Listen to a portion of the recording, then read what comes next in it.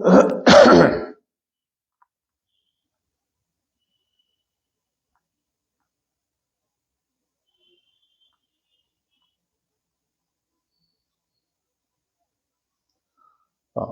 हिंद मित्रों। मैं मनोज सिंह तोमर राज व्यवस्था सामान्य अध्ययन की क्लास में आपका स्वागत करता हूं। पिछले लगातार लाइव क्लास में हम लोग चीजों को पढ़ रहे थे, तो उसी क्रम में हम आगे की ओर बढ़ेंगे।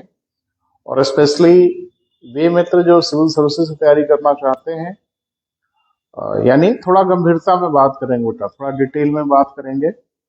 और भारतीय राज व्यवस्था ये टॉपिक हम लोगों का चल रहा है। निरंतर हम लोग इसी टाइम पे लाइव क्लास के माध्यम से बातचीत कर रहे हैं। और एक सूचना बेटा, कि ये जो क्लास है आपकी, ये ऑफलाइन क्लास है। जो बच्चे हमारे सामने बैठे होते हैं उनसे भी बात कर लेते हैं, और उसी को हम सीधे ऑनलाइन कर देते हैं, ताकि आप भी उसका कुछ लाभ उठा पाएं।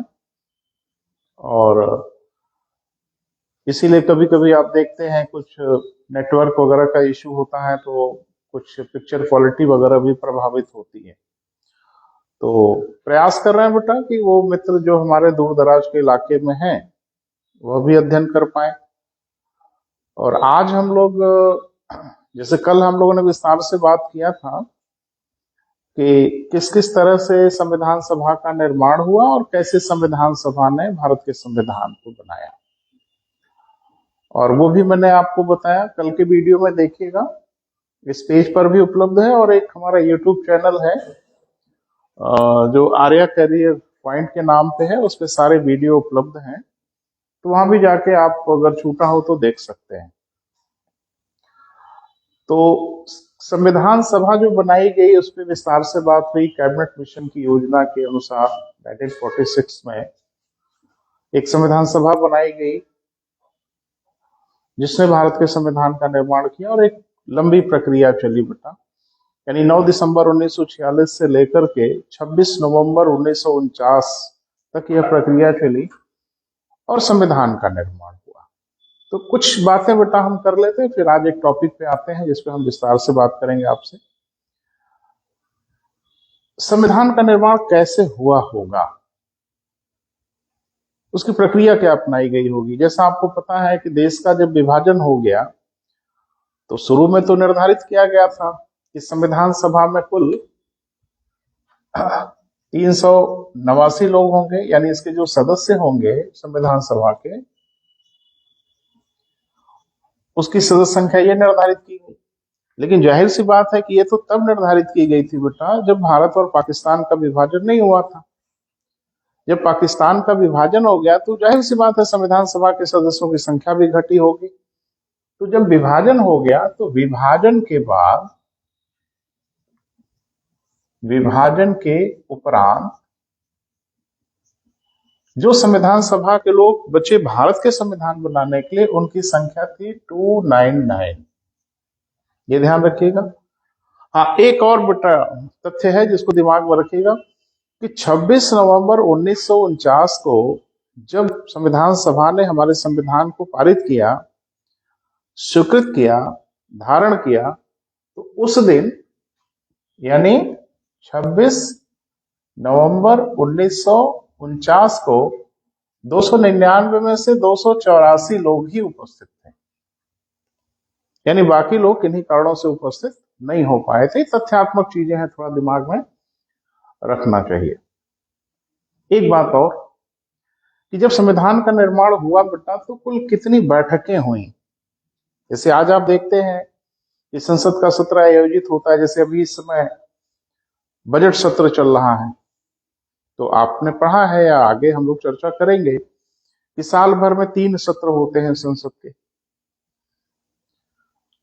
तो संविधान सभा ने जब संविधान बनाया, तो क्या ये निरंतर संविधान बनाते ही रहे या इनके भी कुछ सत्र उत्तर आयोजित किए गए। तो थोड़ा सा तथ्यात्मक एक सूचना है बेटा, उसको दिमाग में रखें तो ध्यान रखिएगा। जो संविधान सभा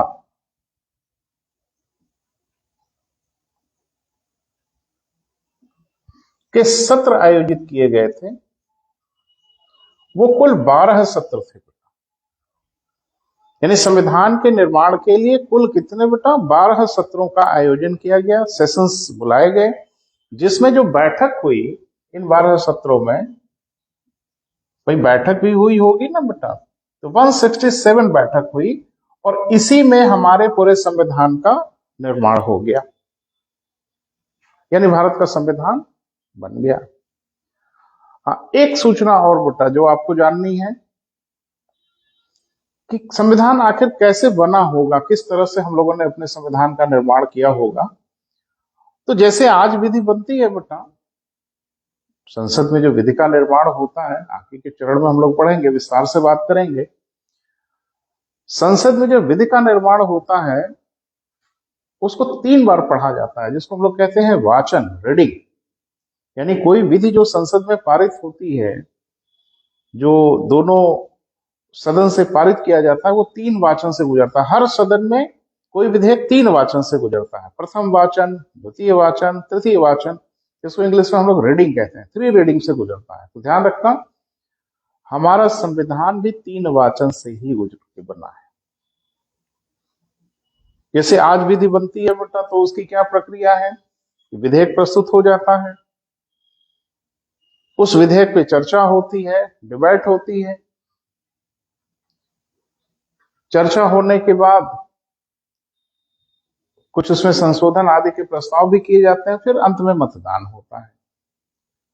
चूंकि सरकार की ओर से विधेयक लाया जाता है, इसलिए सरकार बहुमत में होती है, इसलिए उस विधेयक को पारित कर ली जाती है। क्या संविधान सभा में भी जो भी प्रस्ताव आते थे कि संविधान में इसको लिखा जाए या इंक्लूड किया जाए, तो उस पर भी मतदान होता था? तो थोड़ा उसका जवाब सुन लीजिए।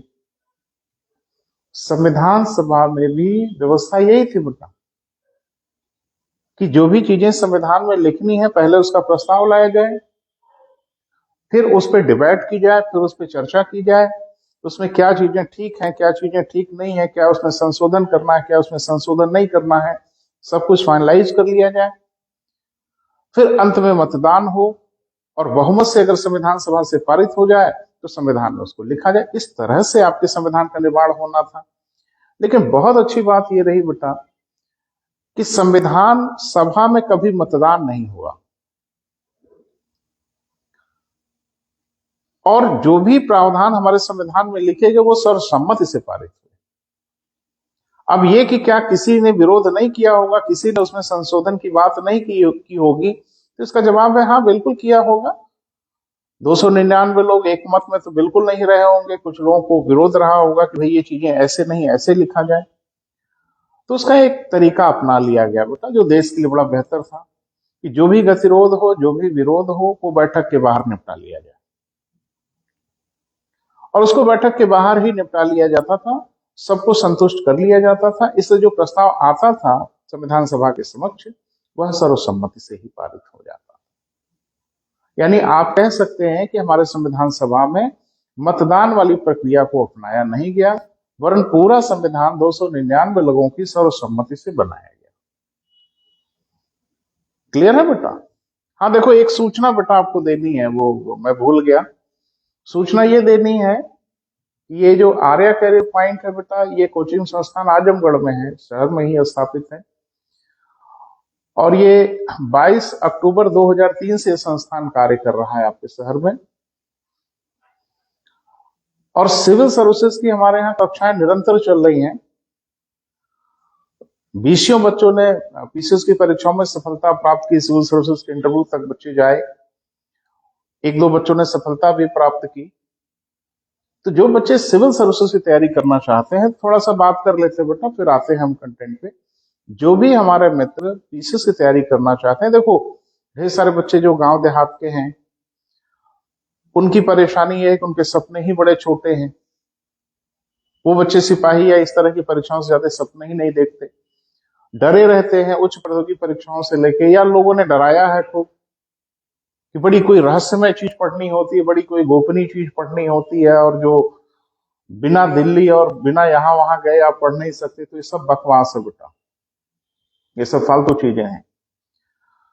बिल्कुल बेटा, अगर आप इस संस्थान में आए और आप अगर पढ़ना चाहें तो 11 तारीख से हम 11 फरवरी से नया बैच शुरू कर रहे हैं बेटा।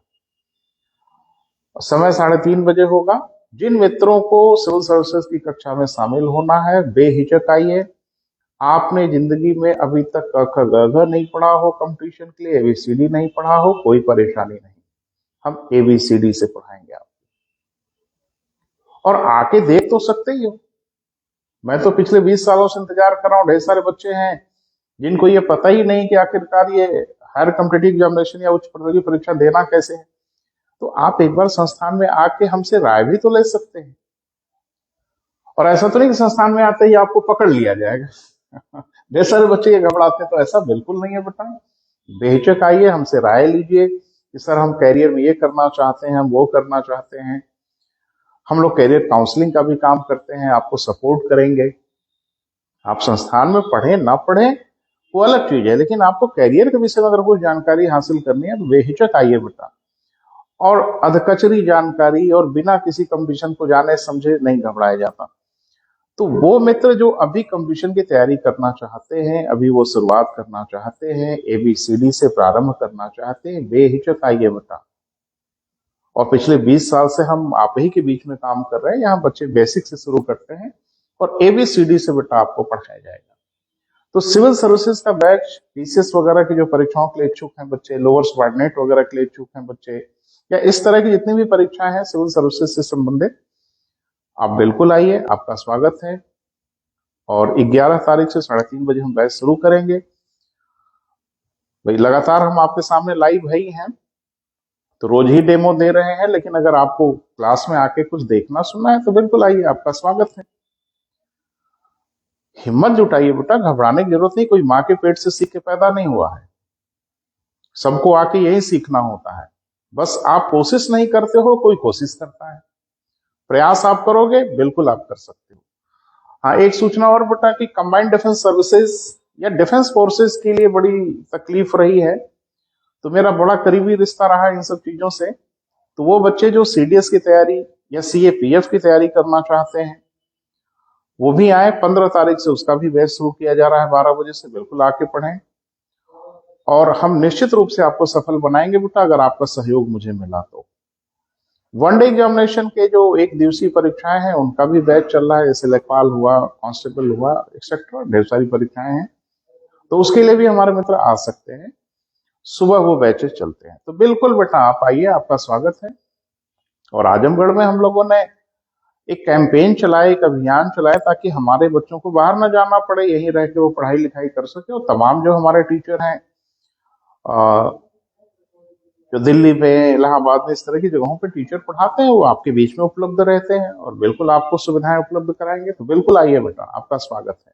बहरहाल एक सूचना थी बेटा, हम फिर आगे बढ़ते हैं। तो मैंने ये बताया कि जो हमारे संविधान का जो निर्माण हुआ बेटा, वह मतदान से नहीं हुआ, सर्वसम्मति से हुआ।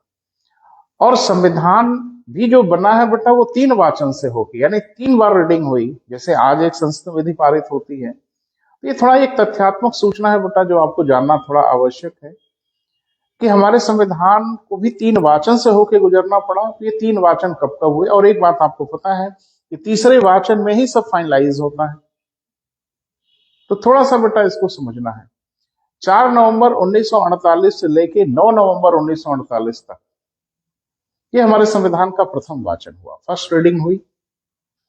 जो द्वितीय वाचन हुई बेटा वो 15 नवंबर 1948 से लेके 17 अक्टूबर 1949 तक, ये हमारा संविधान दूसरे वाचन से गुजरा। और जो हमारे संविधान का अंतिम और तीसरा जो वाचन हुआ वह 14 नवंबर 1949 से 26 नवंबर 1949 को हुआ।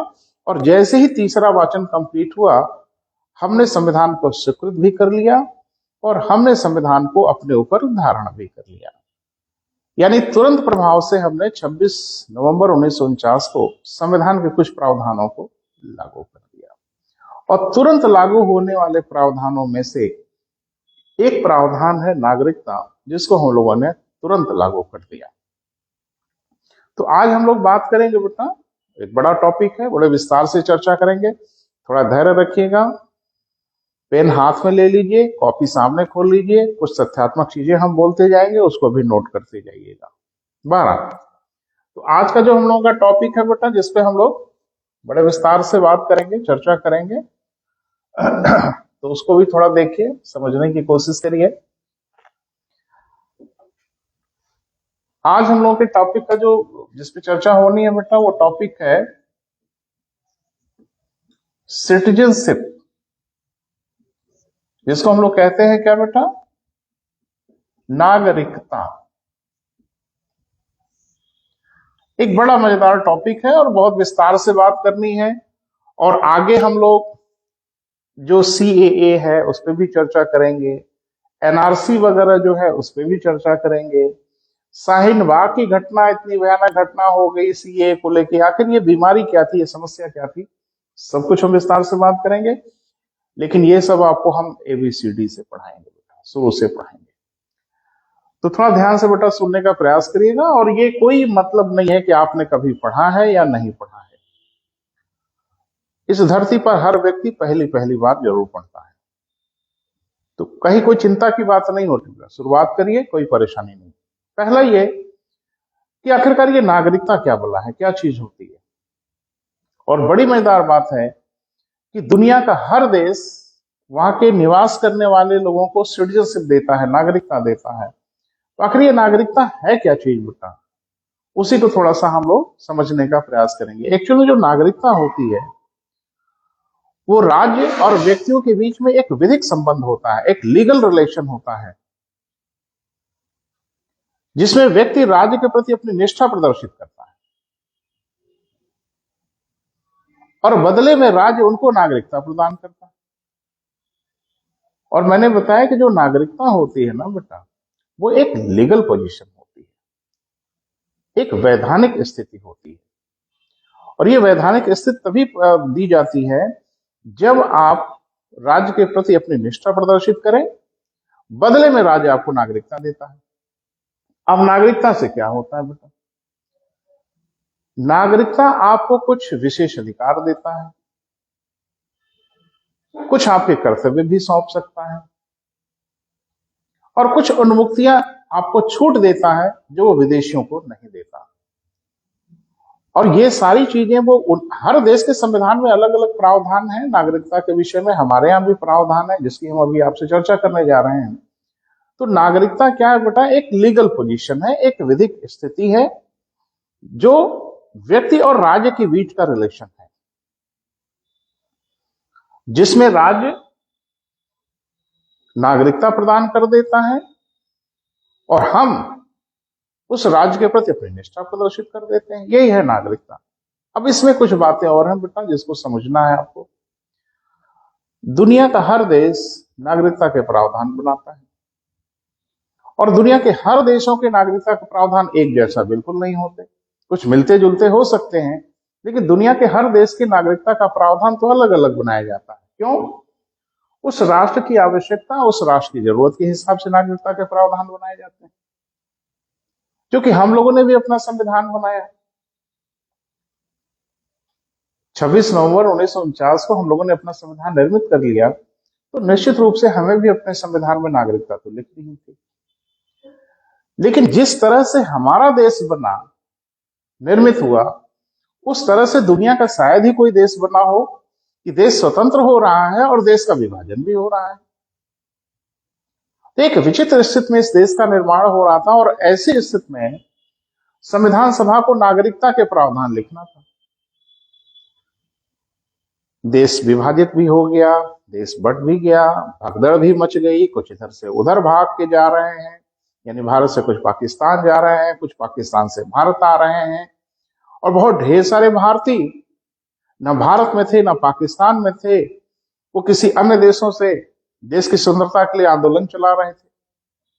लाला हरदयाल जैसे लोग सैन फ्रांसिस्को से आंदोलन चला रहे थे। आजाद हिंद पूरी फौज देश के बाहर थी।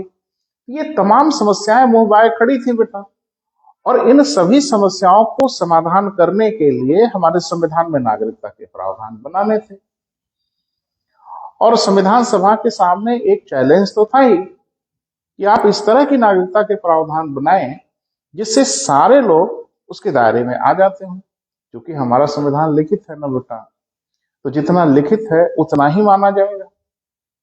तो संविधान सभा के समक्ष एक चैलेंज तो था ही कि हम इस तरह की नागरिकता का प्रावधान बनाएं कि जो भगदड़ में शामिल हो रहे हैं उनको भी तकलीफ न होने पाए, वो भारतीय जो अंग्रेजों के शासन के खौफ से या उनके डर से विदेशों में थे, देशभक्त थे, देश के लिए आंदोलन चला रहे थे, देश के लिए कुर्बानियां दे रहे थे, उनको भी तो आपका फर्ज बनता है कि आप स्वतंत्र हो रहे हैं, आप गणतंत्र हो रहे हैं, तो आप उनको भी नागरिकता के लिए कम से कम आमंत्रण तो करिए तो नागरिक बनना चाहते हैं या नहीं बनना चाहते हैं। तो तमाम समस्याएं थी बेटा, जिसको ध्यान में रखते हुए नागरिकता के प्रावधान बनाए गए। लेकिन एक बड़ी मजेदार समस्या होती है कि किसी देश की नागरिकता की जो पोजीशन होती है वो स्टैटिक नहीं हो सकती, वो रुकी हुई नहीं हो सकती, क्योंकि समय बदल रहा है, परिस्थितियां बदल रही हैं, जरूरत बदल रही है, आवश्यकताएं बदल रही हैं, पूरी दुनिया की विचारधारा बदल रही है। और आज के जमाने में पूरी दुनिया तो एक विलेज बन गई है, गांव बन गई है बेटा। तो इस बदलते परिवेश में, और हमेशा परिवेश बदलता रहता है, आगे भी बदलेगा, इस बदलते परिवेश में नागरिकता में कुछ संशोधन भी करना पड़ता है। तो संविधान सभा के समक्ष यह समस्या तो थी कि हम नागरिकता के प्रावधानों को किस तरह से बनाएं कि हमारी वर्तमान आवश्यकताओं की भी पूर्ति हो जाए और भविष्य में आने वाले जो चैलेंज होंगे, जो समस्याएं होंगी, उनका भी समाधान हो जाए। ये सारी समस्याएं मोबाइल खड़ी थी और संविधान सभा के समक्ष यह चैलेंज था कि आप इस तरह की नागरिकता के प्रावधान बनाइए कि सभी समस्याओं का समाधान हो। तो इसके लिए हमने अपने संविधान के भाग 2 को चुना, यानी हमारे संविधान का जो भाग 2 है, इसी को हम लोगों ने नागरिकता के लिए चुना। और इसमें हम लोगों ने अनुच्छेद 5 से लेके अनुच्छेद 11 तक नागरिकता के प्रावधान बनाए, यानी article 5, article 6, article 7, article 8, article 9, article 10 and article 11। इसमें हम लोगों ने वो प्रावधान बनाए जो हमने समस्या आपको गिनाया कि हम लोगों के सामने क्या समस्या थी बेटा। पहली समस्या थी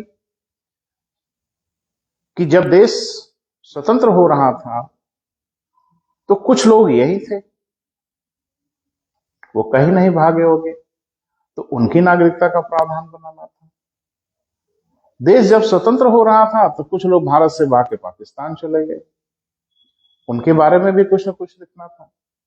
वहीं कुछ लोग पाकिस्तान से भाग के भारत चले आए, तो उनके बारे में भी लिखना था। तो ये 3 समस्या तो सामने ही दिख रही है। एक चौथी समस्या ये थी कि कुछ ऐसे भारतीय थे, भारतीय मूल के लोग थे, जो देश प्रेमी थे, देश को स्वतंत्र कराना चाहते थे, संघर्ष कर रहे थे, लेकिन तमाम कारणों से वो भारत में नहीं थे, वरन विदेशों से कैंपेन चला रहे थे, आंदोलन चला रहे थे। मैंने नाम लिया, उनको भी नागरिकता की व्यवस्था। तो समस्या कितनी दिखी बेटा, फिर से सुनाए। जब संविधान प्रारंभ हो रहा था, यानी देश जब स्वतंत्र हो रहा था, उस समय कुछ लोग यही थे। तो संविधान सभा के समक्ष चैलेंज था कि कुछ ऐसा लिखा जाए कि उनको भी नागरिकता दी जाए। कुछ लोग पाकिस्तान से भाग के भारत आए, तो उनके लिए भी लिखना था संविधान में। कुछ लोग भारत से भाग के पाकिस्तान गए, उनके लिए भी लिखना था। तो बच्चे बड़ा आश्चर्यचकित हो जाते हैं कि जो पाकिस्तान से भाग के भारत में आए उनको तो हम लिख रहे हैं, बात समझ में आ रही है, लेकिन जो भारत से भाग के पाकिस्तान जा रहा है उसको हम क्यों लिखें, उसको पाकिस्तान लिखें। लेकिन हम अभी बताएंगे कि वजह क्या थी बेटा, क्यों हम लोगों ने उसको भी लिखा। और एक चौथी समस्या, कुछ भारतीय मूल के लोग 26 नवंबर 1949 को जो संविधान प्रारंभ हो रहा था, खास करके नागरिकता वगैरह के प्रावधान, तो विदेशों में थे, उनके लिए भी प्रावधान करना था। और एक बात कि हर देश नागरिकता प्रदान करने का प्रावधान बनाता है, तो नागरिकता समाप्त करने का भी प्रावधान बनाता है। तो बस इसी को देखना है। एक बात ध्यान रखना कि थोड़ा अनुच्छेद पर नजर रखिए। आर्टिकल 5, आर्टिकल 6, आर्टिकल 7 हम विस्तार से बात करेंगे बेटा, स्टेप बाय स्टेप आपसे चर्चा करेंगे। आप नजर रखिएगा, हम सब कुछ आपको समझा पाएंगे, मैं सक्षम हूं। आर्टिकल 8, आर्टिकल 9, आर्टिकल 10 और आर्टिकल 11। तो भाग 5 में इतने अनुच्छेद थे। समस्या मैंने क्या गिनाया, जरा फिर से सुनो। मैंने समस्या गिनाया कि 26 नवंबर 1949 को जब संविधान प्रारंभ हो रहा था तो कुछ लोग यहीं भारत में ही पैदा हुए, यहीं पले बढ़े, यहीं रहे, कहीं नहीं गए। उनके बारे में सोचना था, तो उनके बारे में अनुच्छेद 5 लिखा गया। क्या लिखा गया, मैं अभी आपसे बात करता हूं। जो पाकिस्तान से भाग के भारत में आए उनके बारे में 6 में लिखा गया। जो भारत से भाग के पाकिस्तान चले गए उनके बारे में 7 लिखा गया। और भारतीय मूल के वे व्यक्ति जो संविधान के प्रारंभ के समय यानी 26 नवंबर 1949 को विदेशों में थे, भारतीय मूल के, उनके लिए 8 लिखा गया। 9 और 10 संविधान सभा ने लिखा कि नागरिकता की समाप्ति कैसे होगी, यानी अनुच्छेद 5, 6, 7 और 8। इन अनुच्छेदों में जो मैंने आपको 4 समस्या गिनाई, इन्हीं 4 समस्या का समाधान प्रस्तुत किया गया कि भाई कैसे कोई नागरिक होगा। 9 और 10 में कहा गया कि नागरिकता की कैसे समाप्ति होगी। हम सब अभी विस्तार से बात करेंगे। अनुच्छेद 11 को खाली रखा, यानी संविधान सभा ने अनुच्छेद 11 में यह कुछ नहीं लिखा, सिर्फ ये लिखा कि हम संसद को यह अधिकार देते हैं,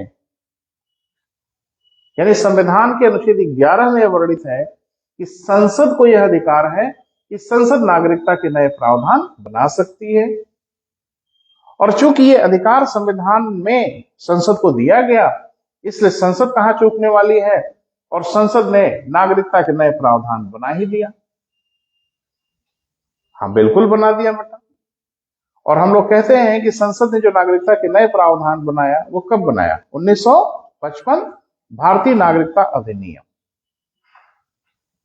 तो जरा ध्यान से सुनना बेटा। अनुच्छेद 11 संसद को अनुमति देता है कि आप नागरिकता के नए प्रावधान बनाएं। संसद ने अपने इन्हीं अधिकारों का प्रयोग करते हुए, चूंकि अधिकार संसद को दिया गया, कोई जबरदस्ती का अधिकार तो संसद ने लिया नहीं, और संसद को अधिकार दिया गया, तो संसद ने अपने इन अधिकारों का प्रयोग किया।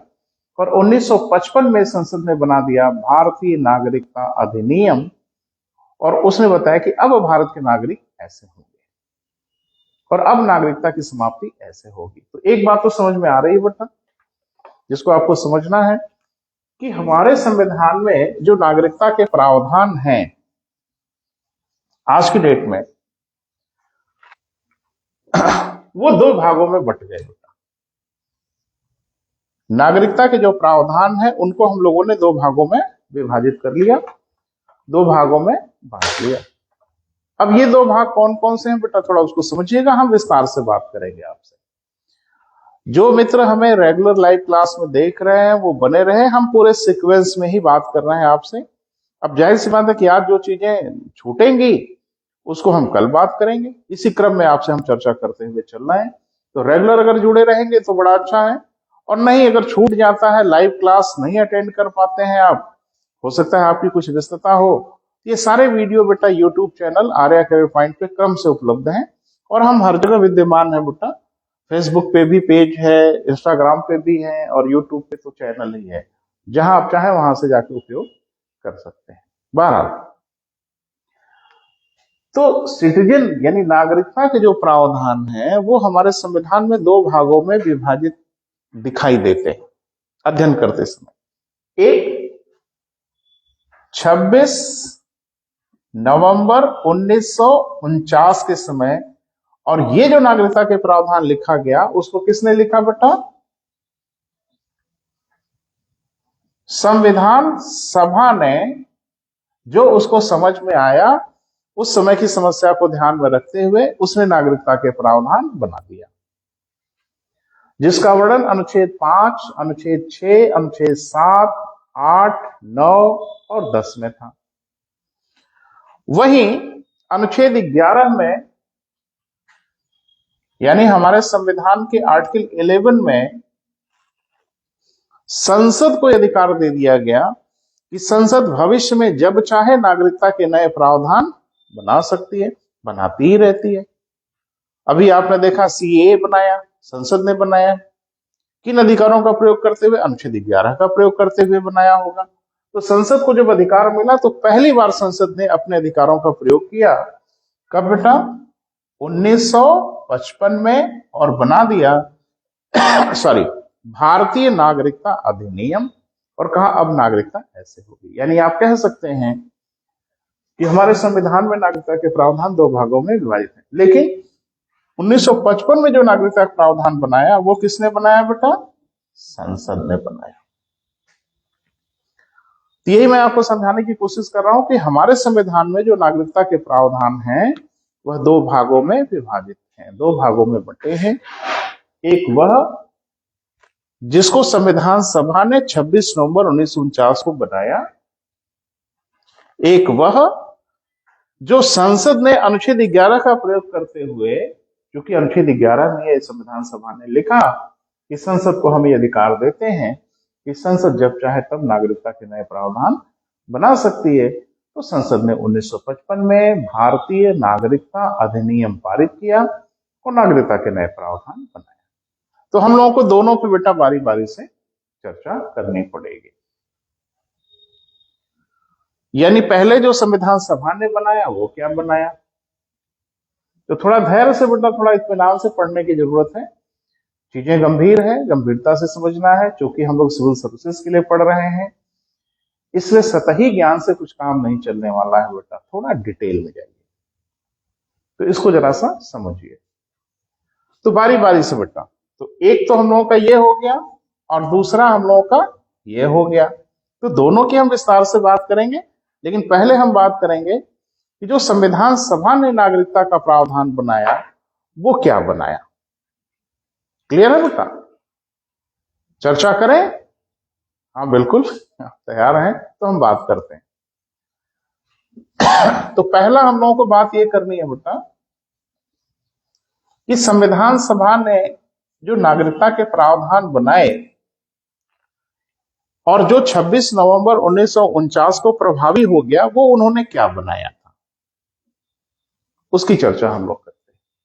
यानी 26 नवंबर 1949 को जो नागरिकता के प्रावधान बनाए गए वो क्या थे। तो इसको तीन भागों में हम लोग बांट लेते हैं बेटा, अध्ययन करते समय इसको तीन भागों में बांटते हैं। हम विस्तार से चर्चा करेंगे। पेन पेपर रख लीजिएगा, ध्यान से पढ़ लीजिएगा। एक क्वेश्चन नागरिकता के इससे बाहर नहीं होगा। पहला उन्होंने लिखा, यानी समस्या क्या थी, तीन समस्याएं थी, चार समस्याएं थी, इसका समाधान उन्होंने प्रदर्शित किया। पहला उन्होंने कहा अधिवास के आधार पर। किस आधार पर बेटा? अधिवास, जिसको हम लोग कहते हैं डोमेसाइल के आधार पर। दूसरा जो उन्होंने कहा वो कहा प्रवर्जन के आधार पर। अब हिंदी के थोड़े मुश्किल शब्द है बेटा, तो उसको थोड़ा सा इंग्लिश में भी, जिसको हम लोग कहते हैं माइग्रेशन। और तीसरा जो प्रावधान बनाया वो था पंजीकरण, जिसको इंग्लिश में हम लोग क्या कहते हैं बेटा? रजिस्ट्रेशन। यानी संविधान सभा ने जो नागरिकता के प्रावधान बनाए उसको तीन भागों में बांटा। कहा कि हम अधिवास के आधार पर नागरिकता देंगे, हम माइग्रेशन यानी प्रवर्जन के आधार पर नागरिकता देंगे, और हम पंजीकरण के आधार पर नागरिकता देंगे। अभी मैंने आपको बताया कि अनुच्छेद 5, 6, 7, 8, 9 और 10, इसमें जो नागरिकता के प्रावधान बनाए गए वो संविधान सभा ने बनाए। अनुच्छेद 11 में संविधान सभा ने यह लिख दिया कि हम संसद को अधिकार देंगे कि वो नागरिकता के नए प्रावधान बनाए, उसकी चर्चा हम बाद में करेंगे। अधिवास के आधार पर नागरिकता का वर्णन है अनुच्छेद 5 पे। प्रवर्जन मैंने बताया कि प्रवर्जन दो प्रकार से हुआ। एक पाकिस्तान से भारत लोग आए और एक भारत से पाकिस्तान चले गए। तो जो पाकिस्तान से इंडिया आए इनका वर्णन किया गया किसमें बेटा? आर्टिकल 6 में। और जो इंडिया से पाकिस्तान चले गए, उनका जो वर्णन किया गया वो किया गया आर्टिकल 7। पंजीकरण के आधार पे जो नागरिकता थी इसका वर्णन किया गया आर्टिकल 8 में, और अनुच्छेद 9 और 10 तो नागरिकता की समाप्ति की बात करता है, तो इसकी चर्चा हम करेंगे। तो पहली चर्चा हम करते हैं बेटा कि अधिवास के आधार पर, यानी डोमिसाइल के आधार पर भारत का नागरिक किसे माना जाएगा। इसकी दो शर्तें थी, थोड़ा ध्यान से सुनिएगा बेटा, लिख भी लीजिएगा अगर आपको आवश्यकता हो। पहली शर्त थी कि संविधान के प्रारंभ के समय ऐसे व्यक्ति जिसका भारत में अधिवास हो, यानी यही भारत में रह रहा हो, तो इसको अनुच्छेद 5 के अनुसार नागरिकता दी जाएगी। उसकी दो शर्तें हैं बेटा। तो पहली शर्त क्या है कि संविधान के प्रारंभ के समय उसका भारत में अधिवास हो, ये तो पहली शर्त है, भारत में रह रहा हो। दूसरी शर्त में 3 बातें कही गई और कहा गया कि इन 3 में से कोई एक उसके साथ लागू होनी चाहिए। तो दूसरी शर्त में से 3 में से कोई एक, और पहली शर्त कि जिसका भारत में अधिवास हो, ये दोनों शर्तें पूरी हो जाएंगी, उसे हम अधिवास के आधार पर भारत का नागरिक मान लेंगे। क्लियर है बेटा? तो पहली शर्त क्या थी अनुच्छेद 5 की, कि उसका भारत में अधिवास हो, और दूसरी शर्त क्या थी कि उसमें 3 बातें लिखी गई दूसरी शर्त में, और कहा गया तीनों में से कोई एक। इसमें 3 बातें क्या थी? या तो भारत में उसका जन्म हुआ हो, अब दोनों मिला के अगर पढ़ें तो भारत में जन्म हुआ हो और संविधान के लागू होते समय भारत में अधिवास हो। यह शर्त अगर पूरी नहीं होती तो कम से कम यह शर्त पूरी हो जाए कि उसके माता पिता दोनों या कोई एक भारत में जन्मे हों। यह भी नहीं अगर पूरी होती तो एक शर्त और जोड़ दी, या कम से कम 5 वर्ष पूर्व से, यानी संविधान के प्रारंभ होने के कम से कम 5 वर्ष पूर्व से भारत में अगर रह रहा हो तो उसे अधिवास के आधार पर भारत का नागरिक मान लिया जाएगा। मुझे लगता है हम लोग ढेर सारे लोग जो भारत के नागरिक बने शायद इसी प्रकार से बने एट दैट टाइम। क्लियर है बेटा? तो अधिवास के आधार पर नागरिकता के जो प्रावधान है वो 2 भागों में बंटते हैं, यानी 2 उसकी कंडीशंस दी गई। पहली कंडीशन तो अनिवार्य है कि उसका निवास भारत में हो संविधान के प्रारंभ के समय। दूसरी शर्त में 3 बातें कही गई, वो भारत में जन्मा हो 1935 के अधिनियम के अनुसार। दूसरी शर्त कि अगर ऐसा नहीं है तो उसके माता पिता दोनों या कोई एक भारत में जन्मे हों। यह भी अगर नहीं है तो संविधान के प्रारंभ होने के कम से कम 5 वर्ष पूर्व से वो भारत में रह रहा हो, तो उसको भारत का नागरिक मान लिया जाए। क्लियर है बेटा? अब दूसरी जो समस्या हम लोगों के सामने थी वो बड़ी गंभीर समस्या थी, प्रवर्जन। प्रवर्जन का मतलब भगदड़ मची हुई थी। भारत से पाकिस्तान भाग रहे थे, पाकिस्तान से भारत आ रहे थे, और कुछ इतने नालायक थे जो कहीं रुक ही नहीं रहे थे। वो इधर से उधर, उधर से इधर। अरे कहीं रुको तब तो नागरिकता निर्धारित हो। तो ये बड़ा टिपिकल था बेटा, उसको हम लोगों ने बनाया। तो अनुच्छेद 6 ये बता रहा है कि जो लोग पाकिस्तान वाले इलाके से भारत में आए हों उनको नागरिकता कैसे दी जाएगी। तो कहा गया कि इसमें भी कई शर्तें हैं बेटा, 3 शर्तें हैं, जरा ध्यान से सुनना। यानी जो पाकिस्तान से भारत आएगा वो 3 में से कोई एक शर्त पूरी करे तो उसको भारत का नागरिक मान लिया जाएगा। वो 3 शर्तें क्या हैं, थोड़ा ध्यान से सुनिए बेटा। पहला कि भारतीय मूल का कोई व्यक्ति जिसका स्वयं का जन्म भारत में हुआ हो, अविभाजित भारत की बात हो रही है, जिसके माता पिता का जन्म भारत में हुआ हो अथवा उसके दादा दादी का जन्म भारत में हुआ हो, और वो पाकिस्तान वाले इलाके से भाग के भारत के इलाके में आया हो, तो उसको प्रवर्जन के आधार पर अनुच्छेद 6 भारत की नागरिकता दे देगा। अब इसकी दूसरी जो क्लाज है वो जरा समझ लें।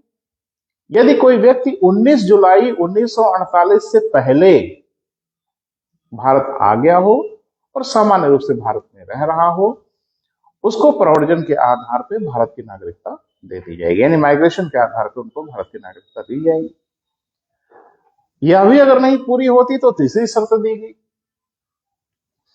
कि वह व्यक्ति जो पाकिस्तान से भारत आया हो 19 जुलाई 1948 के बाद आया हो और 19 जुलाई 1948 के पहले आया है तब तो कोई संकट नहीं, लेकिन 19 जुलाई 1948 के बाद भारत आया हो और 6 महीने रहने के बाद अपना पंजीकरण करा ले तो उसे हम लोग माइग्रेशन के आधार पर भारत का नागरिक मान लेंगे। तो अनुच्छेद 6 बताता है बेटा कि पाकिस्तान से जो भारत आएंगे वो इन 3 शर्तों में से किसी एक शर्त को पूरा करें। फिर से मैं रिपीट कर दे रहा हूं, पहली शर्त यह है, जो मित्र लिखना चाहेंगे लिख लेंगे, धीरे धीरे वीडियो तो उपलब्ध रहेगा ही। भारतीय मूल का व्यक्ति हो,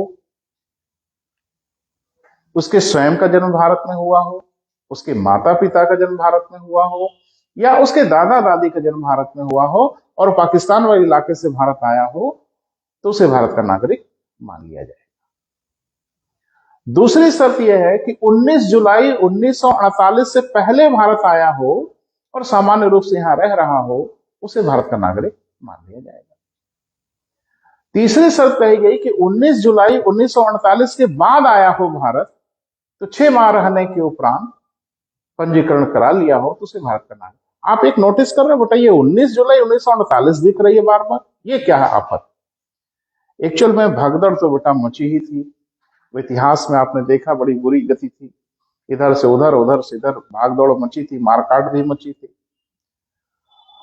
तो भगदड़ तो हो ही रही थी, लेकिन ये निर्धारित कर दिया कि अब 19 जुलाई 1948 के उपरांत बिना विहित अनुमति के कोई इधर से उधर नहीं जाएगा। उसके पहले तो मनमाना था, भागो उधर भागो इधर, कुछ इधर से भाग के उधर गए, देखा इधर माहौल तो बड़ा अच्छा नहीं, तो फिर पलट के भागे। तो भगदड़ तो मची ही थी, बड़ी विचित्र स्थिति थी। इसमें नागरिकता देनी थी बेटा, तो टेढ़ा मेढ़ा तो सब हो ही गया।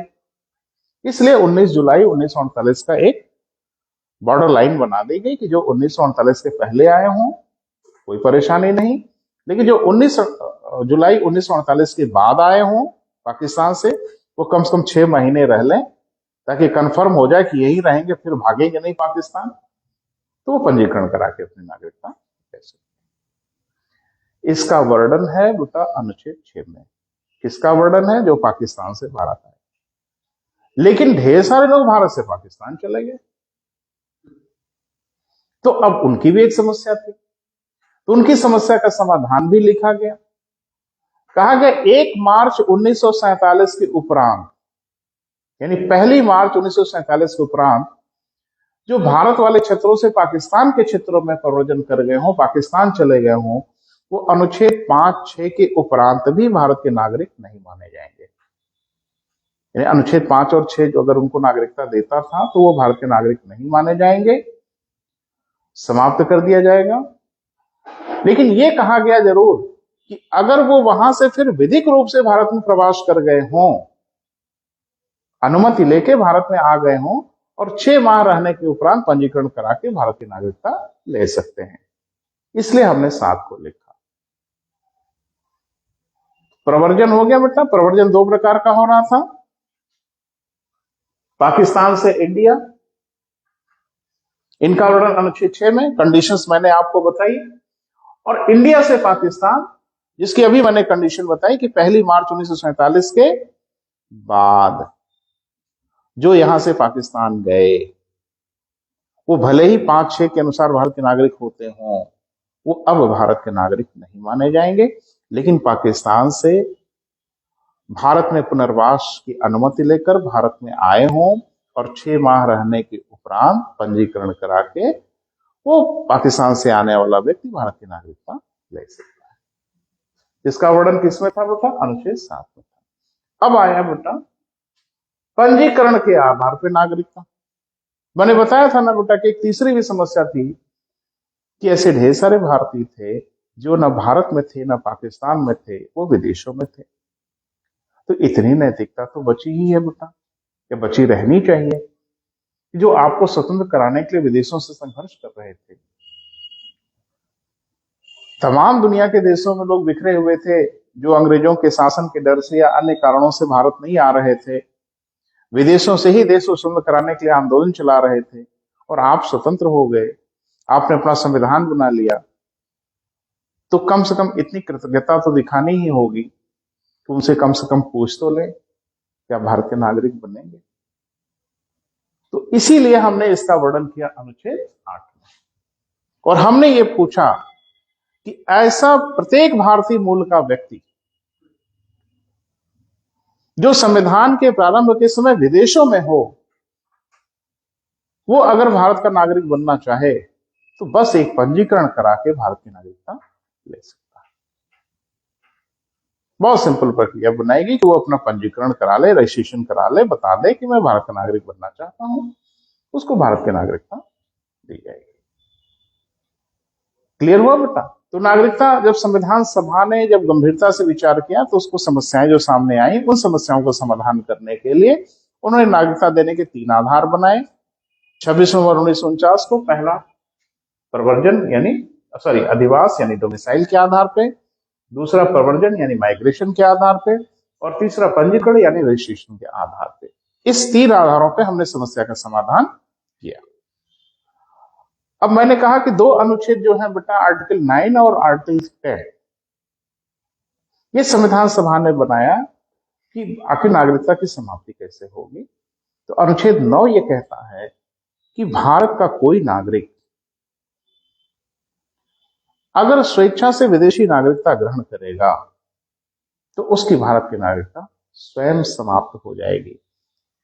और ये प्रावधान आज तक है बेटा, ये ध्यान रखिएगा, भारत का कोई नागरिक दुनिया के किसी अन्य देश का नागरिक नहीं हो सकता। यानी भारत के संविधान में यह प्रावधान ही नहीं है कि कोई व्यक्ति भारत की नागरिकता के साथ साथ किसी अन्य देश की नागरिकता भी ले पाए। तो अनुच्छेद 9 में तो लिखा ही हुआ था कि भारत का कोई नागरिक स्वेच्छा से अगर विदेशी नागरिकता ग्रहण करेगा तो उसकी भारत की नागरिकता समाप्त हो जाएगी। अनुच्छेद 10 क्या कहता है बेटा, वो थोड़ा ध्यान से सुनिए। ऐसा प्रत्येक व्यक्ति जो भारत का नागरिक हो, उसे संसद बिना विधि बनाकर नागरिकता से वंचित नहीं कर सकती।